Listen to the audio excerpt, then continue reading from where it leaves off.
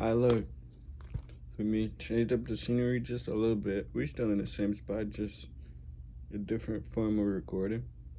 So don't mind my hair, don't mind how I look. I'm not insecure, you feel me? I got a big forehead, you feel me?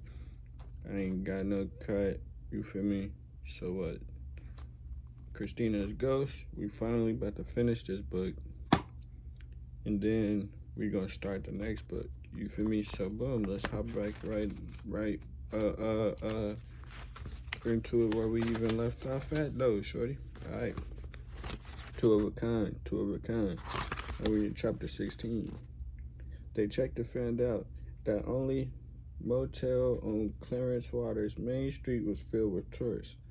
We could go back to the hotel we passed on the highway, Uncle Ralph said. Now, mind you, they done both figured out that the ghost is real. For me, they running from him now. For me, they didn't got what they was looking for to make the ghost go away, but now the ghost is on their boots. You feel me? So now they running. You feel me? They done ran out the house. They don't want to go back to the house. If you don't know. And if you want to be caught all the way up, start at the beginning of the video. Start at the beginning of the channel. Watch all them videos. Come right back. You feel me? So boom. Shout out to the live channel. The last time I checked, we 200 views, away from 100,000. About to start posting clips on this channel so we can get up there too. So yeah. Uncle Ralph said, or we could sleep in the car. What do you think? The car? Chris said at once. She didn't want to leave the lights of town. Uncle Ralph looked relieved. The car it is, he said. This is going to be a short night. Anyway, he parked just off the main street, and after making sure Chris was comfortable in black, he settled down in the driver's seat. His shock of gray hair, silvered by the street light, was the last thing Chris saw before she slept. Good old Uncle Ralph thought. Good old Uncle Ralph, she thought. He understood how she felt about staying in Clearwater tonight. My bad, it's a crease in the page. He felt the same way. They woke early when the little boy tapped on the windshield and grinned at him. Uncle Ralph drove to the sheriff's office. I'll be glad to get rid of these, he said, touching the pocket that held the stamps. I've never been in charge of fortune before. Chris waited in the car and almost fell asleep again. Before he returned, looking pleased with himself, the sheriff was pretty surprised. He told Chris that they headed back to the coffee shop for breakfast. It isn't every day that evidence turns up. I'm out of breath. To explain a 30-year-old crime. Did you tell him about the ghost? Now that's a silly question, Uncle Ralph said. I told him we found some valuable stamps in a comic book accidentally.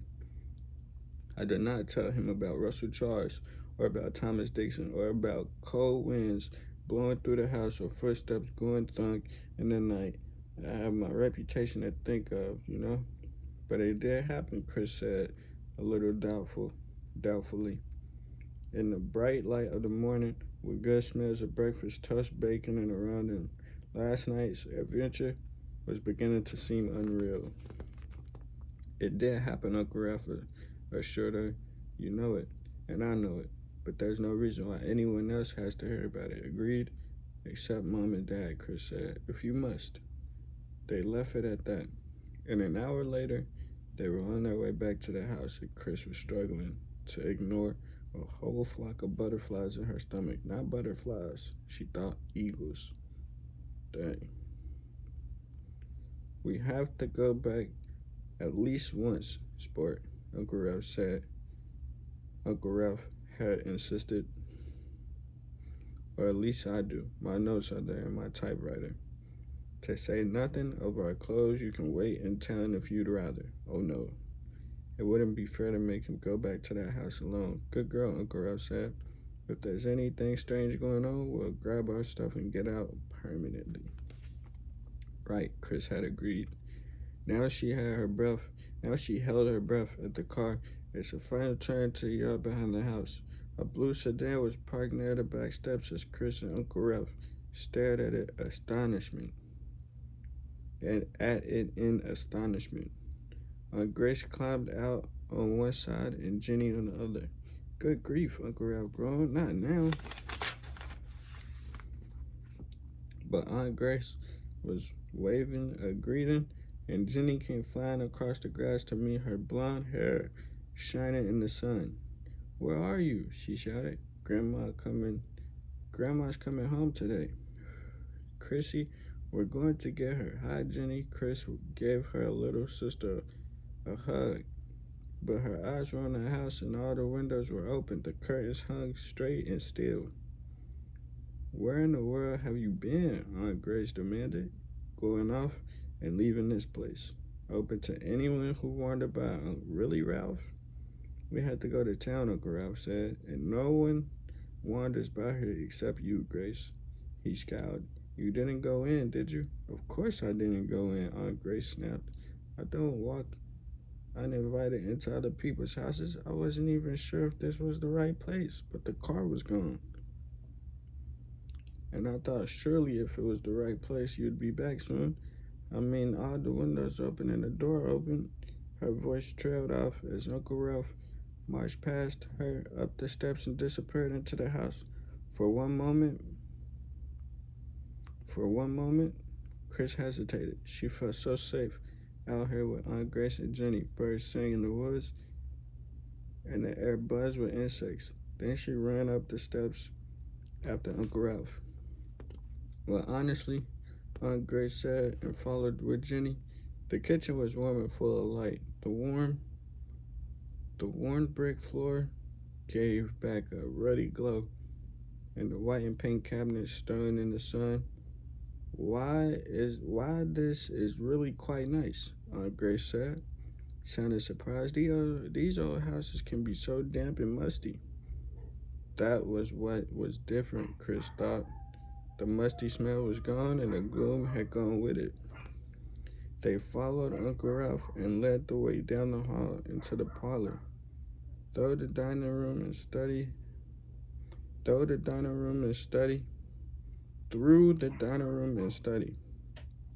my goodness, and back to the front hall.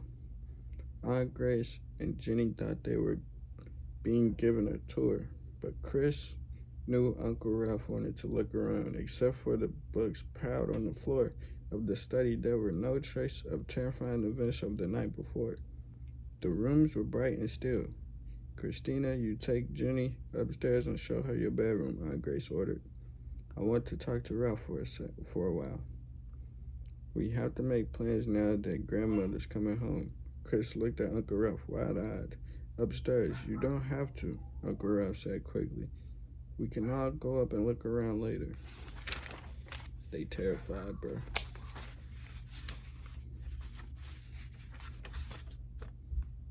Chris, go. That's okay, she said. I think everything's all right now. So do I, Uncle Ralph replied. Or I would let you go. Aunt Grace frowned. What in the world? Come on, Grace, Uncle Ralph said. I'll make coffee. Tell me about mine. Jenny crowded close to Chris as they climbed the stairs. It's awful at Aunt Grace, she whispered. I have to eat liver and peas, and she boils chicken, and I can't watch any good television shows. She poked Chris in the ribs. I bet it was awful staying with Uncle Ralph, too. They had reached the top of the stairs. All the doors except that of Chris's were open. The chest was against the wall, end of the corridor, and the air was fresh and sweet with the breeze blowing through Chris's bedroom window. It wasn't so bad there. It wasn't so bad here, said Chris. Jenny peeked briefly into Chris's room and then turned the door next to it. What's in there? She demanded, and threw the door open. Hey, it's a little kid's room. Oh, I wish I'd stayed here instead of Aunt Grace. This would have been my room for sure. She darted around, admiring the posters and running her fingers over the game boxes on the shelves. Chris stood in the doorway. The room had changed the room had changed, even the bed is my size. Jenny squealed. Look. Chris looked. The bed covers, which had been turned back and waiting for 30 years, were pulled up and neatly smoothed. Excuse me. She crossed the red carpet and stood beside Jenny. Goodbye, Russell, she thought. She touched the pillow, knowing as surely as if he'd tell her that she wouldn't see the little boy again. He could rest peacefully now that the stamps were found and the last mystery surrounding his death was solved. Come on, Jenny shouted. I want to see the rest of the rooms. She ran away and down the hall, throwing open bedroom doors left and right. If I stayed here, I'd sleep in a different room every night, she announced. You picked the worst room, silly. Oh, Chrissy was in there. Her hand was on the attic door. Nothing, she cried. Don't open it. Jenny paid no attention. She had the door open and the pathway up the stairs. When Chris reached her, big deal, she said, shaking out Chris's hand. This is nothing but a stuffy old attic. Boring. The staircase was warm and dusty. Chris forced her to look up, where the dust floating in the bright beams of sunlight. Boring, she agreed. She leaned against the wall until she stopped shaking. When they went downstairs, Uncle Ralph and Aunt Grace were in the kitchen drinking coffee with a box of ginger snaps between them. Uncle Ralph looked at Chris and raised her eyebrows. She shook her head, and he leaned back with a satisfied nod. Ralph tells me you're welcome to stay on here. Ralph tells me you're welcome to stay on here if you wish, Christina. Aunt Grace watched her suspiciously. I plan to run out to the farm every day for a while to see your grandmother's doing, so I suppose you don't have to come back with us. Dang, I lost my place, bro. It's up to you. Chris thought about it would be like at the farm. Chris thought what it would be like at the farm. She could talk for hours with Grandma and play games with Jenny. She could go exploring with Maggie, the sheepdog, and fish in the stream. The long, lonely days would be ended. Uncle Ralph smiled at her, and besides all that, he said, reading her mind once again, you wouldn't have to eat canned hash and canned chili every day. Chris felt her face turn red. I don't care about that, she said fiercely. I like being with you, Uncle Ralph. They stared at each other, and Chris smiled too. The words had astonished them both. But I guess I'll go to Grandma's, she said. There's stuff I can do. Uncle Ralph nodded. Don't blame you a bit, he said. I'll miss you, but I have my work, and I want to stick with it. You and I are two of a kind, sport, independent as they come. Jenny leaned across the table, eager to be a part of the conversation. Chris is a tomboy, she protested. She always gets in trouble. You don't like tomboys. Times change, Uncle Ralph said. He helped himself to another ginger snap. So do uncles. He winked at Chris, who winked back.